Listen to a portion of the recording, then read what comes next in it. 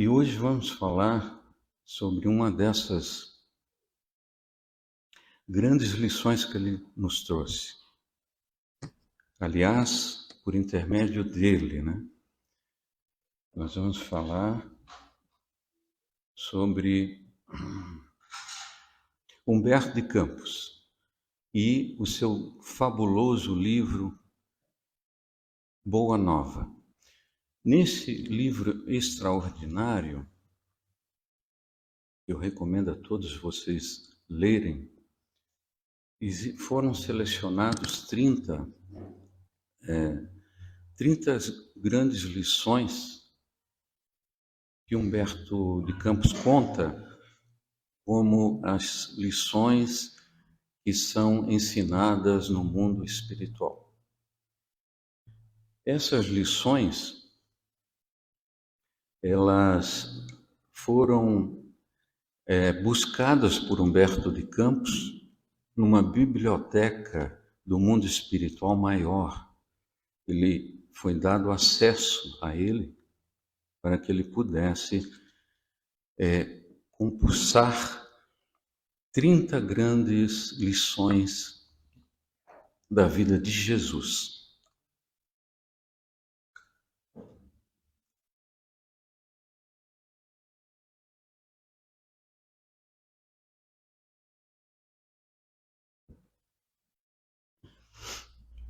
Então ele conta assim que no mundo espiritual, toda pessoa ou todo espírito que se destaca na sua vivência na Terra, ele tem a sua história muito bem registrada no mundo espiritual. E não poderia ter mais registros do que a passagem de Jesus pela Terra. De forma que existem vídeos e existem livros narrando mais acontecimentos do que a gente hoje tem acesso aos evangelhos. E uma dessas preciosidades que Humberto de Campos nos trouxe, no dia 9 de novembro de 1940, como é maravilhosa a escrita, porque permite que a gente possa acessar informações lá de 84 anos atrás. Nessa época, Chico Xavier tinha 30 anos e Humberto já fazia mais ou menos 4 a 5 anos que havia desencarnado. Humberto de Campos nasceu em Muritiba, no Maranhão. Ele ocupa a cadeira de número 20 da Academia Brasileira de Letras. Ele foi uma pessoa muito respeitada na sua época e escreveu junto com outros grandes escritores no jornal Imparcial do Rio de Janeiro na época. Até uma fase da vida dele, ele era um tanto assim crítico, sátiro e cômico. Depois que ele adoeceu, e ele teve um problema muito grave de hipófise, naquela época a neurologia era extremamente rudimentar, Então, ele teve um problema e ele sofreu muito com essa doença. Depois que ele teve a doença, ele mudou. E ele diz que a doença foi, na verdade, uma bênção para ele, porque a partir dali ele começou a modificar os conceitos, os pontos de vista, a própria crítica que ele lançava, ele passou a mudar muitos conceitos. E foi a partir de 1932. Nessa mudança já se vê um Humberto de Campos mais compreensivo, mais piedoso, mais voltado para os desfavorecidos da sorte. E quando ele desencarna, já mais amadurecido pela própria doença, ele é convidado e sente a necessidade de escrever. E esse livro, Boa Nova, lá ele descreve a passagem de Jesus com os apóstolos em Cesareia de Filipo. Conta-nos Humberto de Campos que era uma tarde belíssima, com um céu de ouro, num crepúsculo vespertino incomparável. E nesse dia que antecedeu 3, 4 dias a entrada de Jesus em Jerusalém, já estava terminando a passagem de Jesus pela terra. Nessa ocasião, Jesus aproveita para reunir os seus apóstolos. E nessa reunião, que houve uma feliz coincidência dos 12 apóstolos estarem na cidade de Filipo de Cesareia, ele aproveita o momento para falar sobre as grandes transformações e os grandes desafios que o cristianismo, a sua doutrina, iria enfrentar nos séculos vindouros.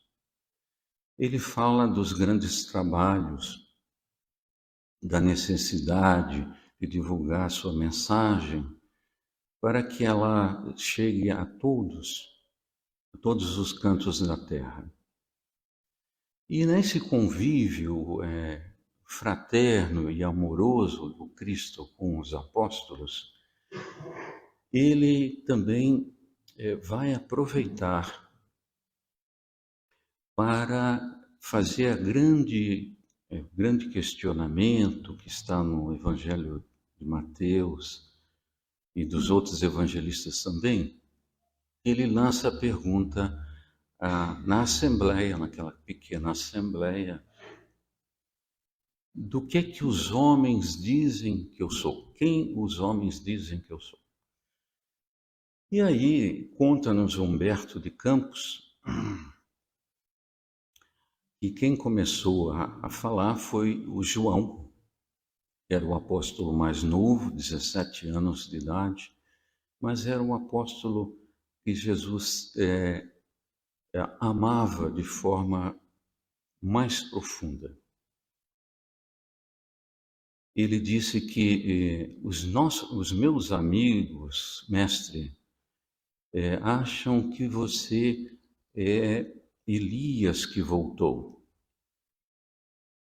Elias que havia sido, pela descrição do livro Números, havia sido arrebatado num carro flamejante aos céus. Naturalmente que não é uma alegoria, não que isso tenha acontecido de fato. Mas ele fez esse comentário. Simão o Zelota, e aqui nós poderíamos abrir um parênteses, os Zelotas eram um partido político da época de Jesus que se interessava particularmente pela libertação de Israel do domínio romano, a qualquer custo, de qualquer forma. Então vejam que os discípulos de Jesus, muitos deles tinham paixões políticas. Nós vamos citar aqui então Simão, o zelota, mas também Judas Iscariotes também era zelota. Então o Simão, o zelota, disse que no Tiberíades, nas margens das Tiberíades, havia o comentário de que, na verdade, Jesus seria a ressurreição de João Batista. Vejam que há uma confusão, porque João Batista foi primo de Jesus e foi contemporâneo dele. Então não daria para ser o mesmo Espírito. Era um tanto, a ideia da reencarnação existia. Aqui, inclusive, eu já trouxe, já comentei com vocês, de uma outra oportunidade, sobre a história do povo judeu, descrito por Flávio Joséfo, que foi um historiador, o melhor historiador da história dos hebreus, e ele era romano, e ele descreve que na época, sim, eles tinham a crença da reencarnação, mas eles acreditavam apenas que reencarnavam aqueles que bem viveram. Os que não souberam viver de acordo com as leis mosaicas, aí eles estabeleciam dessa forma, esses iriam para o fogo eterno. Mas aqueles que eram cumpridores do Torá, aí sim, aí eles poderiam voltar num corpo mais sadio e tudo mais. Então, nessa conversa, Jesus ainda ouviu do seu primo Tiago Menor, que era, portanto, filho de Maria de Cleófas, que era irmã de Nossa Senhora, irmã de Maria de Nazaré, e o Tiago Menor era muito envolvido com o templo, e ele veio a ser depois sumo sacerdote. E Tiago Menor descreve que na sinagoga eles dizem que vós sois Jeremias que voltou. Muito bem. Aí Jesus olha para os discípulos e lhes pergunta: e vós que conviveis comigo, quem dizeis que eu sou? Aí eles ficaram espantados, porque eles não esperavam a pergunta de chofre assim, né? Mas Pedro, mostrando-se inspirado, levantou-se e disse: Tu és o Cristo, o Salvador, o Filho de Deus vivo. E Jesus lhe respondeu com um sorriso: Bem-aventurado tu és, Simão Pedro, porque não foi nem a carne nem o sangue que te revelou isso, mas meu Pai que está nos céus. E ele prosseguiu, dizendo que agora tu, realmente, Pedro, você deixou seu coração ser penetrado pela mensagem de Deus.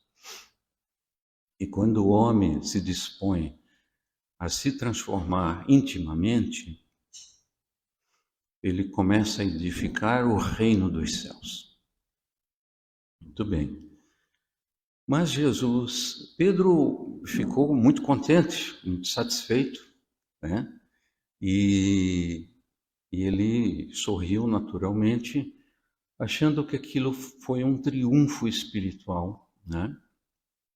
Obtido naquele momento. E Jesus continuou. Ouvimos agora Pedro falar sobre essa revelação, mas devo conversar com todos vocês, porque dentro de breves dias eu passarei por situações muito difíceis. Eu sou realmente o pastor Aí diz o texto, né? Que veio reunir as ovelhas tresmalhadas. E, como pastor anunciado, vim também em busca das dracmas que meu pai perdeu, vim as encontrar, os espíritos, naturalmente todos nós. E aí fala Jesus, mas devo revelar a todos vocês que está escrito que eu venha a sofrer, que eu venha a passar por situações muito difíceis. E continuou a falar da necessidade que ele vai ter, que ele teria, né, de dar o testemunho. Nesse interim, o Felipe, ele se manifesta. Felipe era irmão do Pedro.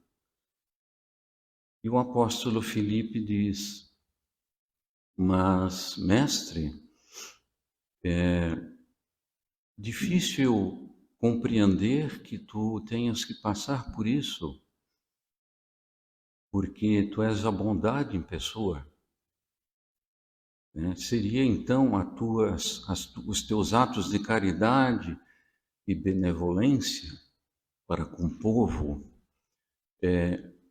teriam uma retribuição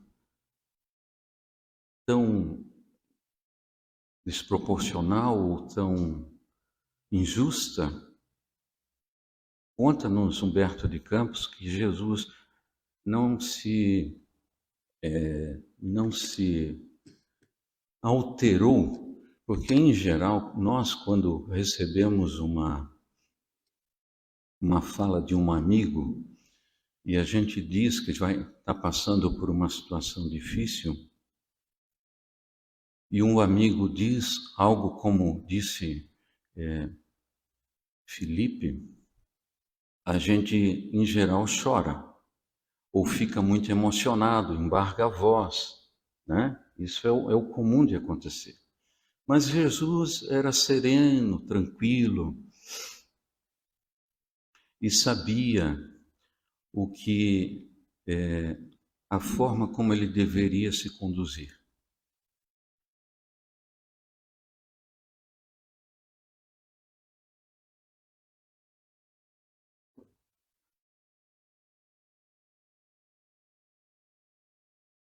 Então, Jesus continuou: eu venho ao mundo para fazer o bom trabalho, segundo a vontade daquele que me enviou.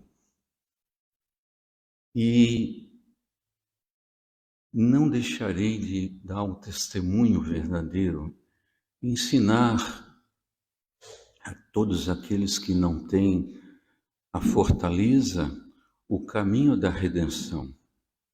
Qual o náufrago que se sentiria seguro tendo um amigo a falar-lhe na terra firme e segura palavras para o enfrentamento das ondas, senão a necessidade de que esse mesmo, quem lhe fala, ter que se lançar às ondas revoltas para, em luta contra as dificuldades, resgatar aquele que necessita.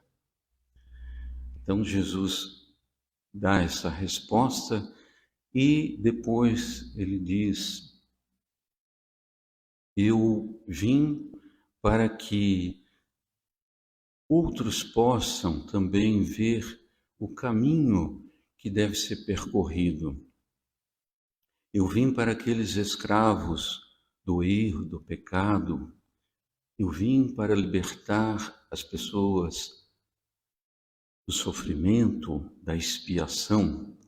Observe que quando Jesus fala, ele diz assim, ele não veio só para quem está sofrendo.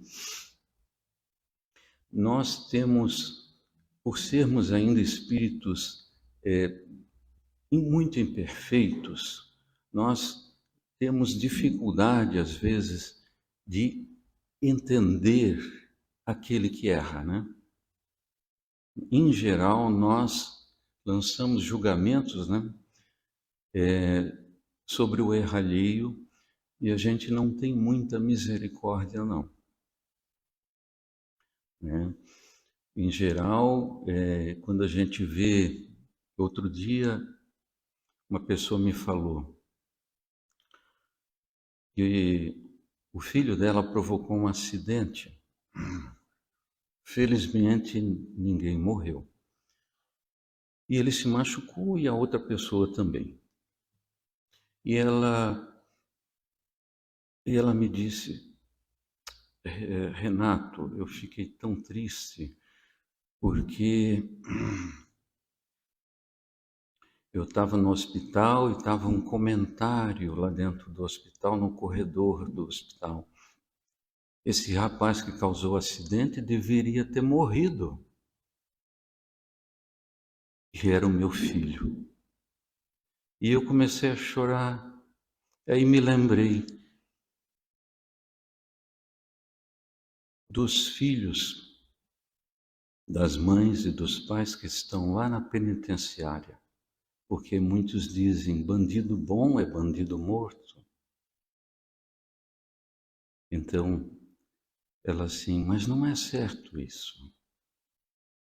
Aí eu senti realmente que a gente tem que ter um pouco de misericórdia. Ali era o meu filho que estava.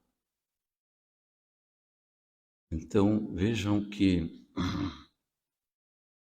como nós julgamos, né, e temos o hábito de já condenar, né? Mas quem de nós está livre de errar? Quem? Joga a primeira pedra, quem nunca errou, né? Então, essa lição de Jesus sobre que ele veio para aqueles que estão escravizados no erro, nos vícios de todos os tipos, é uma mensagem para a gente pensar. Porque ele não veio só para quem está no sofrimento. Porque quem está errando está indo o caminho errado. Mas quem está sofrendo e com resignação está voltando do caminho errado. Ele está refazendo o caminho. Na verdade, são dois lados da mesma moeda, se a gente for observar, né? Porque são dois momentos do espírito, né? Um em que ele está se comprometendo, o outro que ele está se resgatando, né? E aí a gente fica pensando, né? Tivemos milhares de encarnações, hoje estamos no ano 2024, né? Aqui. Quanto de erro a gente não perpetrou, né? É só a gente observar assim, até Kardec diz, para a pessoa conhecer o que ela já foi, ela não precisa ir no passado, conhecer o seu passado. Basta ela se conhecer agora. Aí ela já vai saber o que ela foi. Então, se nós temos aquela tendência de intolerância, de não aceitar o ponto de vista do outro, né? Da gente querer estar sempre certo, sempre com a razão, a gente já pode deduzir o que a gente foi.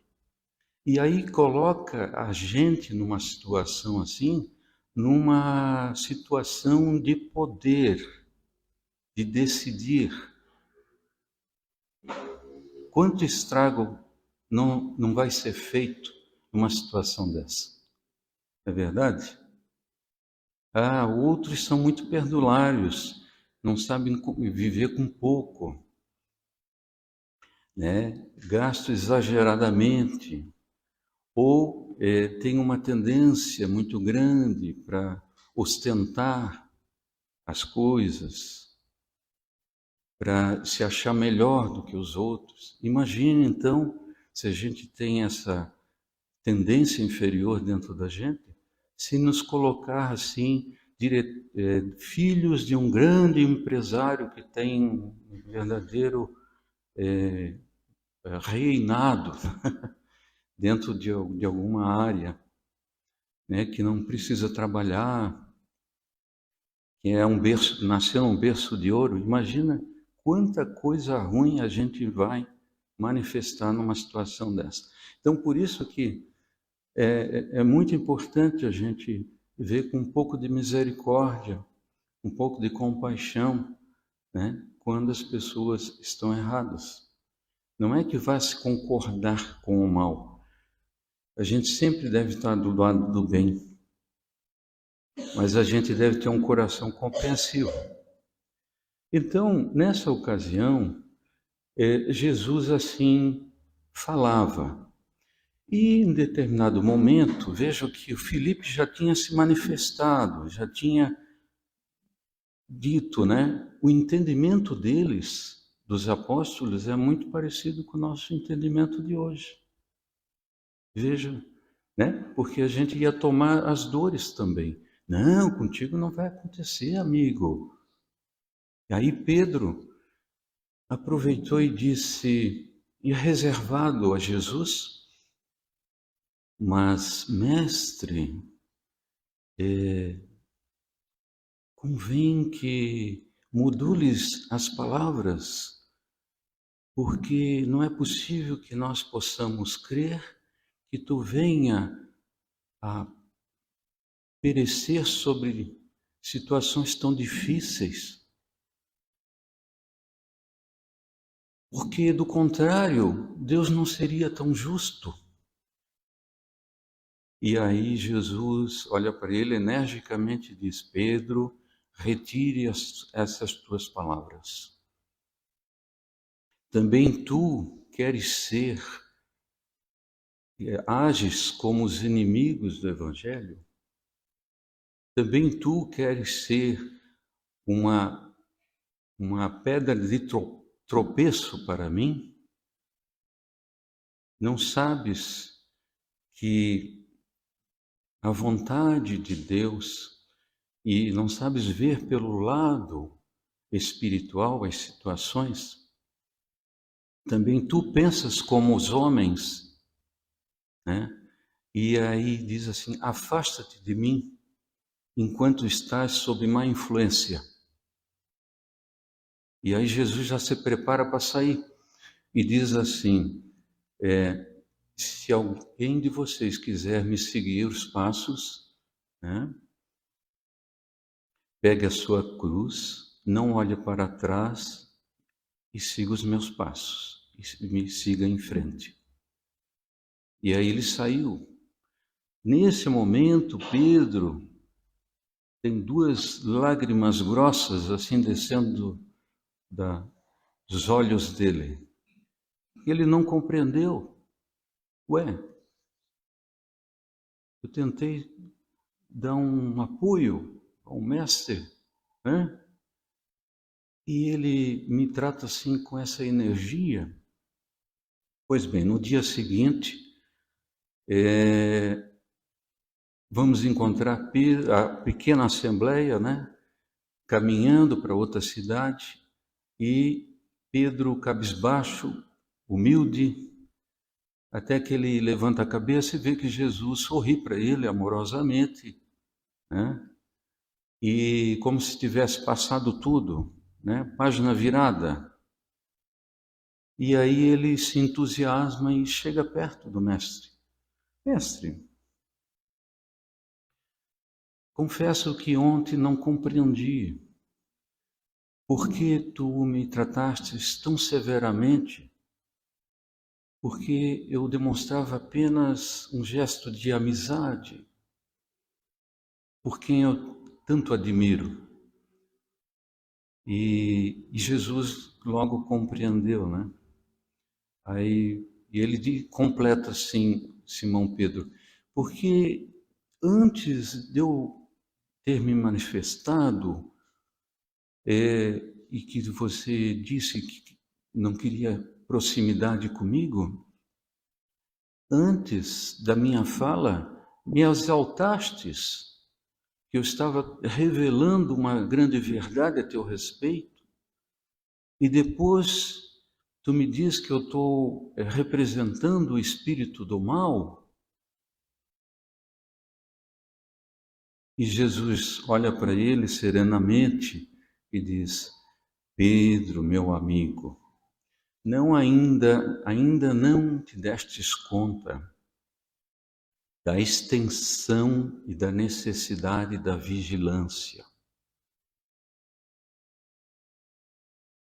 O discípulo, o crente, pode, num pensamento favorável e amoroso, conectar-se com os céus, para logo em seguida, muitas vezes, num momento de invigilância, podendo inclusive numa palavra fútil ou num ato irrefletido, fazer conexão e estabelecer vínculos com o desespero das trevas e com o campo do estacionamento. É por isso que eu te falo e que é necessário que tenhamos oração e vigilância constante. Para edificação, dizia Jesus, segundo Humberto de Campos, para edificação do reino de Deus dentro de si, é necessário muito sacrifício, muito boa vontade para a superação do eu, do homem velho. Então, essa mensagem de Jesus é muito interessante, porque ela vai... Primeiro, a gente vai refletir muito sobre essa questão da vigilância.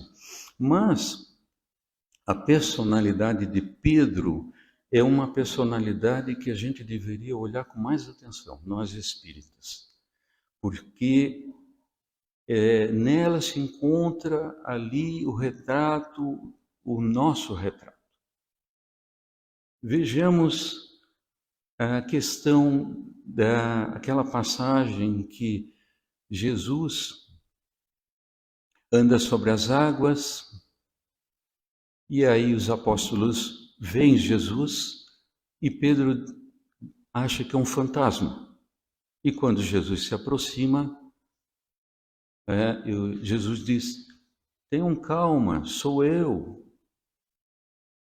E pela voz alguns reconhecem, mas Pedro, para tirar a teima, diz: se és tu, diga a mim que vá sobre as águas ao teu encontro, e eu acreditarei. E aí, então venha, Pedro. E aí Pedro vai dar os primeiros passos, ele anda sobre as águas, mas aí vem a vacilação. Será que isso é real mesmo? Será que não é um fantasma que está me enganando? Aí ele começa a afundar, e aí pede socorro. Veja, a condição humana de Pedro, de duvidar. Quem de nós que não tem momentos de dúvida? Depois a gente vai ver uma outra passagem que Pedro, o apóstolo de Jesus, convivendo já com ele há 3 anos, e Jesus morando dentro da casa de Pedro, porque durante o período público da vida de Jesus, ele se hospedava na casa de Pedro e comungava naturalmente da intimidade com o Mestre. Foi o apóstolo que mais intimidade teve com o Mestre, com Jesus. E mesmo assim, Pedro andava com uma espada, porque era costume na época, todo mundo andava armado, não é verdade? Então veja o apóstolo do Cristo armado. Aí quando chega o momento em que Judas leva os soldados do Sinédrio e junto com os sacerdotes, lá está o servo do sacerdote Malcos. E o que acontece? Quando chega perto para prender Jesus, Pedro saca de uma espada e decepa a orelha de Malcos. E Jesus lhe adverte: embainha a tua espada, porque quem fere com a espada, com ela será ferido. Então vejam uma outra questão, a dificuldade do entendimento da mensagem de Jesus, mesmo entre os apóstolos. E a negação, no dia em que Jesus é preso, naquela mesma noite, Jesus já havia anunciado: tu me negarás 3 vezes antes que o galo cante. E aconteceu, né? Primeiro vieram algumas pessoas que ele estava numa fogueira, e aí essas pessoas reconheceram: mas espera aí, tu não é aquele que estava junto com o Galileu que foi preso? Não, você está enganado. Não sou eu, não estava com ele, nem conheço esse cidadão. E assim aconteceu mais 2 vezes. Lógico que Pedro ele se redimiu, ele foi uma pedra, como disse Jesus, né, a pedra da doutrina dele. Mas vejam que os apóstolos do Cristo, porque às vezes a gente diz o seguinte, a gente pensa o seguinte: me conhecendo como eu sou, reconhecendo os meus erros, como é que eu posso servir a causa do Espiritismo? Como é que eu posso ser um discípulo do Mestre? Não é verdade? Essa pergunta eu acho que todos nós nos lançamos, né? Em algum momento da nossa estrada, como espíritas, como cristãos, a gente lança essa questão. Mas veja, os apóstolos eram frágeis, eram humanos. E eles conviveram com Cristo. Nós não estamos convivendo com Ele, mas com a mensagem dele. Então, isso é para dizer que nós devemos nos acomodar e deixar para amanhã? Não. Isso é só para dizer para a gente que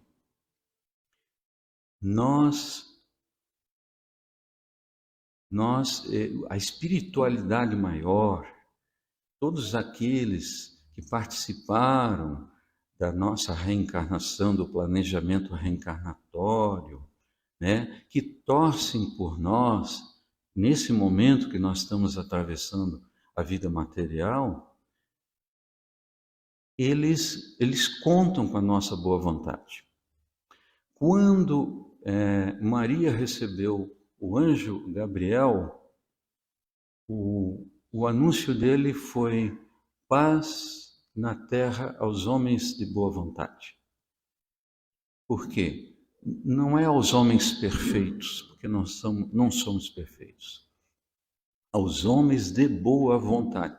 Então, isso é para nos dizer o seguinte, que nós devemos continuar tentando a nossa reforma íntima.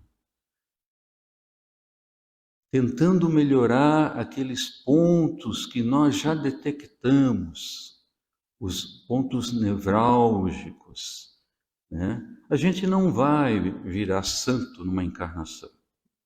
Não é o propósito da existência na Terra. Mas a gente deve focar de 2 a 3 pontos principais, né? Eu tenho dificuldade de tolerância. Opa! Intolerância, o primeiro ponto. eu tenho dificuldade de me desprender para poder ajudar o semelhante, de doar o meu tempo, o meu dinheiro, né? Então tem mais um ponto. Tem a questão do egoísmo. E outra coisa, eu não levo desaforo para casa. Opa, terceiro ponto. O orgulho. Então, tem que se trabalhar na encarnação esses três elementos. E ficar vigilante. Porque sabe o que é que vai acontecer? No momento que você reconhece os seus próprios erros, a vida vai te apresentando situações para te testar.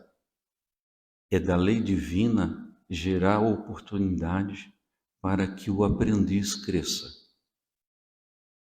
Então, no momento que a gente se detecta em determinado ponto falho, a própria vida vai apresentando, vai desdobrando acontecimentos para nos testar.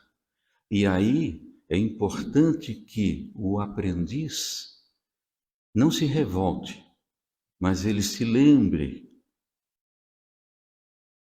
do próprio estudo de si. E naquele momento diga para si, opa, a vida está me dando uma oportunidade. Uma oportunidade para quê? Para mim combater o meu egoísmo. Espera aí, para mim combater o meu orgulho. E aí a gente vai mudando a concepção passando a ser, mudando de uma concepção puramente humana, como Jesus frisou lá para Pedro, tu pensas que como os homens, né? Tu não consegues entender as coisas divinas. Então aí a gente começa a mudar a nossa concepção, né? A própria doutrina espírita é um manancial preciosíssimo para todos nós, né? Porque veja que ela nos dá a ideia clara de que nós não somos animais racionais, nós somos espíritos que passam por uma experiência humana. E o que isso quer dizer? Quer dizer que nós vamos continuar existindo hoje, amanhã e sempre. E aí depende de nós as nossas transformações. Como é que eu vou estar amanhã? Como é que eu vou estar depois que eu desencarnar? Porque todos vamos desencarnar. Mais cedo ou mais tarde vamos. Daqui a 50, 60 anos, a maioria de nós aqui já não vamos mais estar aqui. Talvez muita gente nem mais vai lembrar da gente. Em 100 anos, então, ninguém vai lembrar da gente. Então, mas a gente vai estar vivo. E a gente vai estar carregando a bagagem que a gente acumulou agora. Né? Aonde a gente estiver, a gente vai estar com a bagagem, quer dizer, as nossas boas obras ou os nossos defeitos que a gente não corrigiu lá na frente. Então, a doutrina espírita ela nos propõe essas mudanças tão importantes, tão significativas, e ela dá um sentido todo especial à existência da gente. A gente sabe do porquê dos sofrimentos, a gente sabe de onde que a gente veio, por que a gente está aqui e para onde que a gente vai. Eu queria encerrar então por aqui, agradeço a atenção de todos vocês e da próxima vez vou usar o Google Map. Muito obrigado.